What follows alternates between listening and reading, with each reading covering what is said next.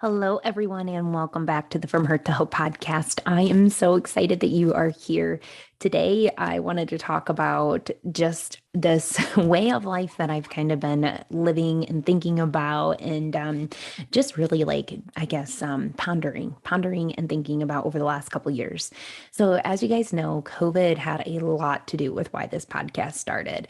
It had a lot to do why I launched this ministry to hope, from hurt to hope, into like full blown like go time. And it's because I was so worried about I was so worried that this was it, that this was the end of my life. And I wanted to do everything that I had planned to do, that I wanted to do, that I felt like I was called to do. I wanted to do that before it was too late.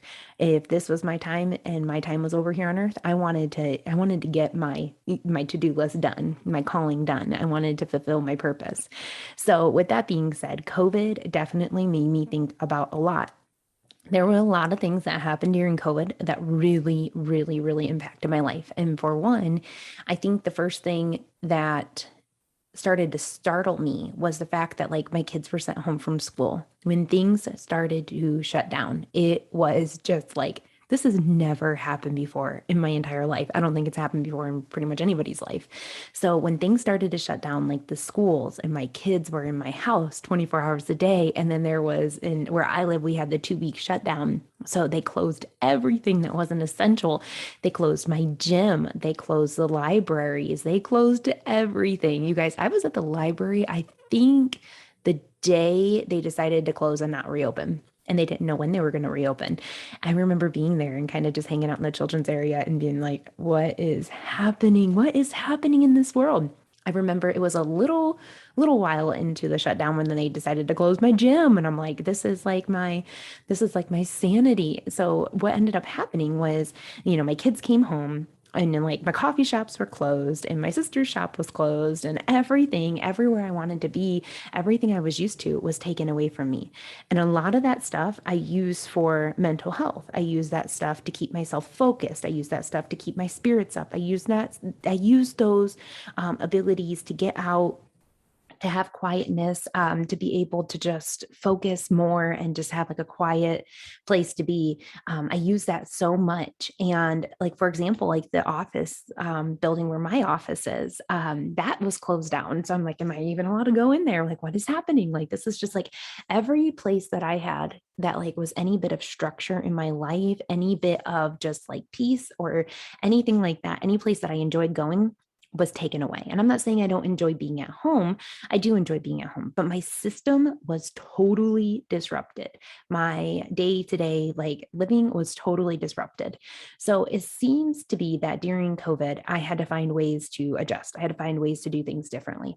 For example, during COVID was the very first time that I'd ever done an at-home online workout video. Like I've never done an at-home workout program. I have kind of always been a go to the gym kind of person.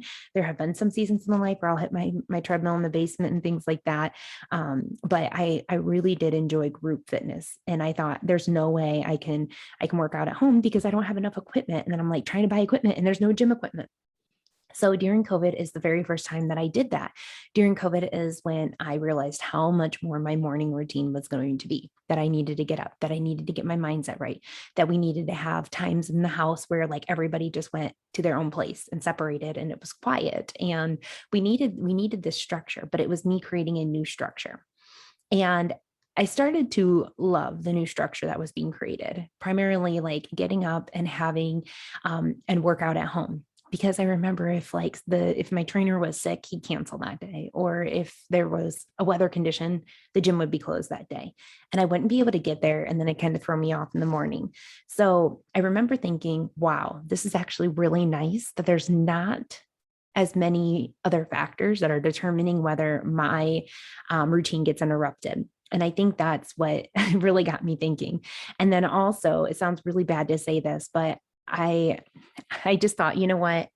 There, like, if there's nobody left on the face of this earth because this virus takes everybody out and I'm here, I need to find a way to still get up and have a routine and to focus. And it was kind of like that I Am Legend movie was running through my head where I'm like, I'm the only one left and I need to still have a plan. I need to still have structure in my life. So I started developing that. even more so recently, we just had a snowstorm recently, and there was a level 3 in our area. So we weren't allowed on the roads, and it was ordered by the sheriff's department. So I'm thinking, great, good thing that, I kind of have my structure here at home and I can do this like completely alone. I can go at this alone. I can go at this within like the walls of my house. Like I got this down. My routine is, it can be interrupted, of course, but I've limited the interruptions that can come through and stop me and throw me off course. And it's not dependent on anybody else but me. It's like I can structure this, and I can go at this, whether it's just me and there's nobody else that kind of is accountable and has to like have a say in it. Like I can just go at this. It's my sole responsibility. So, and that, like I said, the weather shut down everything for a day or so.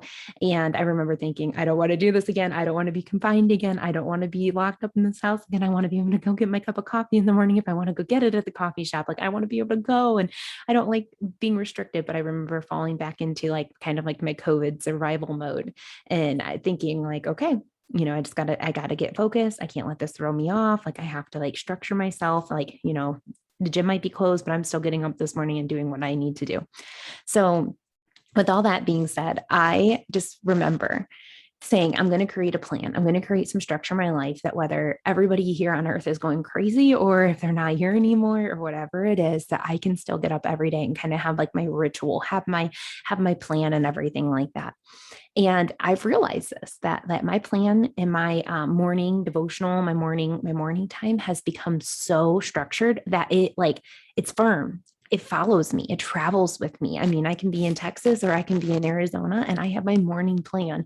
I don't start my day at the same time every day, but I wake up and I always start with my verse of the day. And then, I go into like a stretch in the morning and I get myself ready. And then I do a workout in the morning. And I don't want this to ever come off. Like, I don't want to mislead you guys and think that I work out because like I'm into like fitness that much or into like bodybuilding or anything that much. But no, my workout, it's more like worship. It's more like warfare.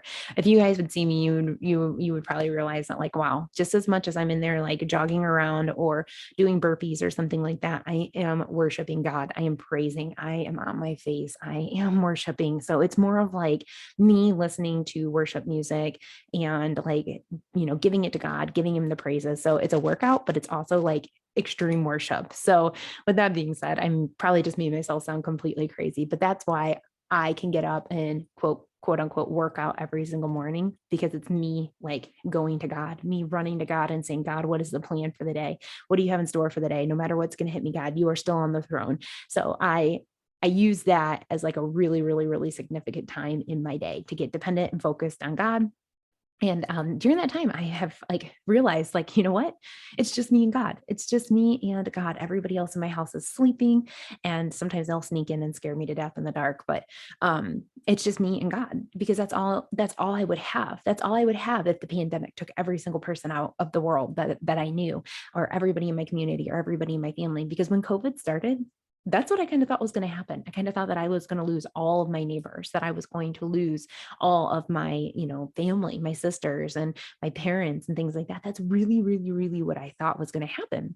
And I just remember in those mornings, in those really early mornings during COVID, when, we were locked down and everything like that, I remember I remember sitting there and thinking, God, like, you're all I have. You are all I have. And I have to get ready. I have to get ready for complete isolation. I have to be ready in case like there's nobody left. And it sounds really crazy to say it this way, but it's like, it was getting me prepared for the end times, thinking like, okay, everybody's gone. Everybody's vanishing. Everybody's gone. And what's happening? And I'm here and I'm just kind of hanging out and just really becoming firm in like my ritual, my routine, my worship with God, my connection, my devotional time with God, and just saying, I have to have a plan. I have to have a plan. I cannot like completely lose all of this powerful time that I get to spend with God. I can't lose that just because the world shut down, just because the government shuts down, just because,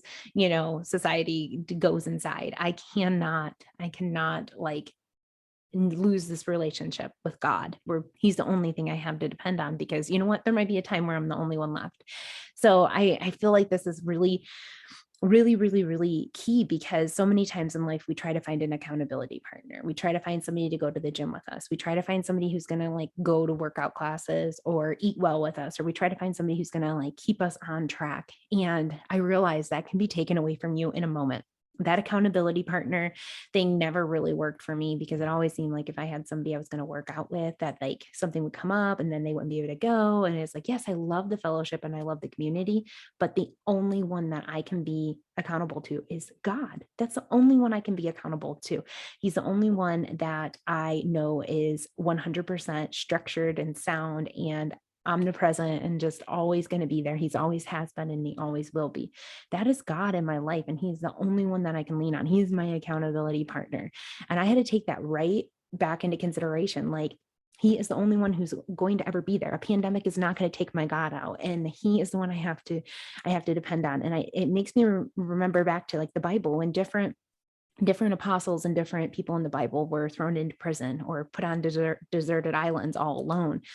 They only had God with them during that time. They were in complete isolation. They were completely alone. And that's all that they had. So sometimes I feel like I'm walking around on like a deserted island by myself, or I'm like in the prisons of like the walls and I'm not allowed to leave and I can't go anywhere or have any other outside connection or anything like that. That's when I have to realize that, like, you know what? Everything else can be taken away in the world. Everyone else could be taken away in the world, and every other opportunity and every other like luxury can be taken away in the world, but God cannot be taken away. God cannot be taken away from me at all. And even if I was sitting in like the walls of a prison, just like Paul was, I mean, I am not alone. You are not alone. You don't have to go it alone. But that is the only accountability partner that you can ever rely on. The only one that's never going to let you down. The only one who's going to show up no matter when you want to show up. God who doesn't take a sick day. God who doesn't cancel plans on you. God who's not going to tell you like he's too tired and things like that. Like, God is the only one that you are ever going to be able to depend on. That is a great accountability partner, because honestly, he's the only one that I'm ever going to be accountable to.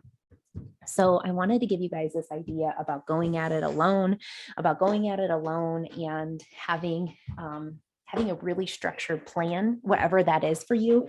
I don't know if it is you creating a morning routine or if it's an evening routine, whatever it is, but having that accountability plan between you and God, where you know that he is the only thing present in your life, and don't let anything in the world take you from that. Don't let any of these unpredictable, unforeseen circumstances throw you off this course, throw you off this time. When I can be accountable to God, and when I can go to God and say, God, what is the plan for the day? What is the plan for the day? I need to get my mindset right. I know that, there are going to be attacks happening. I know the enemy is out there prowling. I know these things, God, but if I can start my day with you, and I'm only accountable to you, and you are here, and you are going to be with me accountable throughout this whole day, and I can lean on you, and you are going to guide me, it starts everything off like in the right direction. And I can go it alone, and I can go it whether I have, a full day where I have complete freedoms and I can go everywhere I want to go, or I can do that whether my kids are sick at home, when they're, laying on the couch, I can still have that routine. I can do it whether I get up at 2:00 in the morning or if I get up at 6:00 in the morning. I can do that because it's dependent only on God. It's dependent only on God waking me up and having breath in my lungs that day, and just being able to go. He's the only thing that is constant in our lives. He's the only thing that can't be taken away from us.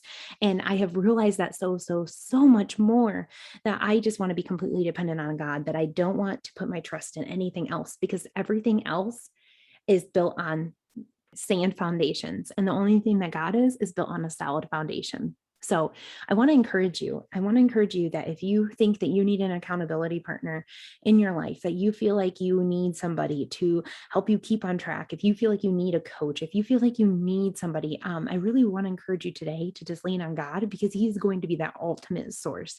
He's going to be that ultimate guide. He's going to be that ultimate rock of solid ground that you can stand on. The only thing that can never be taken away from you, whether it's a pandemic or you're in the walls of prison, just like some of the apostles were.